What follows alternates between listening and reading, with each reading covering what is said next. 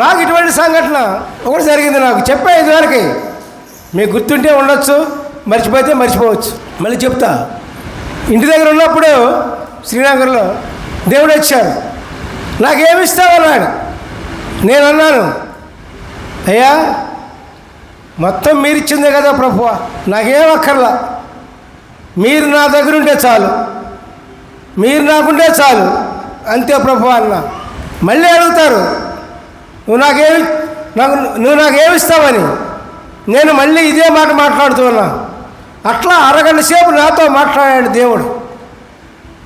అరగంట సేపు మాట్లాడి అయిపోయిన తర్వాత వీడు ఎంత చెప్పినా ఇంతే అనుకున్నాడు కావాలో వెళ్ళిపోయాడు. అట్లాగే ప్రియులారా, మనకు దేవుడు కావాలి. ఆస్తులు ఇచ్చేది దేవుడే, అంతస్తులు ఇచ్చేది దేవుడే, చదివిన వాళ్ళకి ఉద్యోగాలు ఇచ్చేది దేవుడే, వ్యాపారాలు ఇచ్చేది దేవుడే. అన్నీ దేవుడు ఇచ్చిన తర్వాత దేవుడు ఏదన్నా అడిగితే ఇవ్వకుండా ఉంటారండి? ఏమ్మా ఉంటారా? ఇవ్వకుండా ఉంటారు చెప్పండి? ఇస్తారు ఎవరా? అసలు మాట్లాడండి మీరు.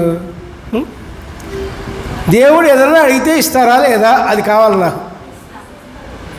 ఏది చేతులు లెగట్లేదండి. ఇస్తారెవరా? గట్టిగా చెప్పండి, ఇస్తారెవరా? జాగ్రత్త, దేవుడు మిమ్మల్ని వచ్చేదని అడుగుతారేమో, గుర్తుంచుకోండి. దేవునికి స్తోత్రం చేయండి. హల్లెలూయా, ప్రైజ్ ది లార్డ్. ఏం చంకమాకండి, ఇచ్చేయండి. ఇస్తారని అంటే నీకు రెట్టింపాస్తి నీకు ఇస్తాడు. రెట్టింపాస్తి ఇస్తాడని అనకూడదు. మళ్ళీ అదొక ఇది. నీ మనసు హృదయం కపటం లేకుండా ఉండాలి. కపటమైన మనసు దేవునికి ఇష్టం ఉండదు. కపటమైన మనస్సు దేవునికి ఇష్టం ఉండదు. కపటం అంటే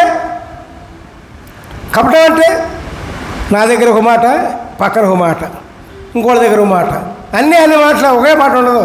అది కపటం అంటే. అర్థమైంది అనుకుంటా. మనమంతా అదేగా. దేవునికి స్తోత్రం చేయండి. హల్లెలూయా, ప్రైజ్ ది లార్డ్.